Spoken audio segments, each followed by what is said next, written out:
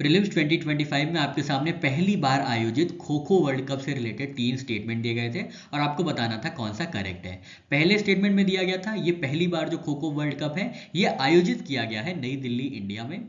Second statement में दिया गया था खो खो वर्ल्ड कप की मेन कैटेगरी में इंडिया ने नेपाल को हराया है विद ए स्कोर ऑफ 78-40 और इसके बाद वर्ल्ड चैंपियन बना था। थर्ड स्टेटमेंट में दिया गया है कि खो खो वर्ल्ड कप की विमेन कैटेगरी में इंडिया ने नेपाल को हराया है विद ए स्कोर ऑफ 54-36। तो दो स्टेटमेंट में आपके सामने विनर और रनर अप दिए हुए थे और उनका स्कोर दिया हुआ था और पहले स्टेटमेंट में आपको वेन्यू पूछी गई थी पहली बार आयोजित खो खो वर्ल्ड कप की। तो इसका सही आंसर है ऑप्शन ए 1 ओनली। तो पहला स्टेटमेंट बिल्कुल सही है कि ये पहला जो खो खो वर्ल्ड कप है इसको दिल्ली इंडिया में आयोजित किया गया था। अब ये दो स्टेटमेंट कैसे गलत हो जाते हैं इसके बारे में हम लोग देखते हैं।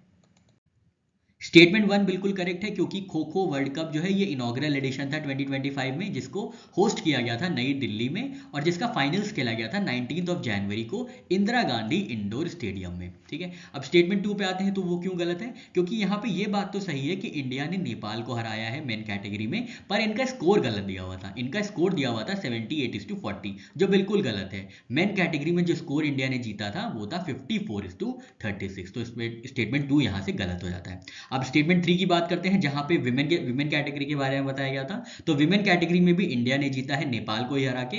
यहाँ पे भी स्कोर गलत है, बाकी सब सही था। ठीक है, तो स्टेटमेंट 3 यहाँ पे भी गलत हो जाता है। ओरिजिनल स्कोर जो विमेन टाइटल का था डिसाइडर था वो था 78-40। तो जो स्कोर है वो इंटरचेंज कर दिए थे।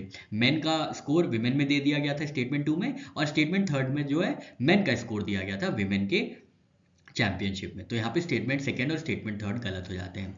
बात करते हैं इनॉग्रल एडिशन की। तो इनॉग्रल एडिशन जो है वर्ल्ड कप खो खो आयोजित किया गया था इंडियन ओलंपिक एसोसिएशन द्वारा, जिसमें 20 मेन की टीम और 19 विमेन की टीम ने पार्टिसिपेट किया था।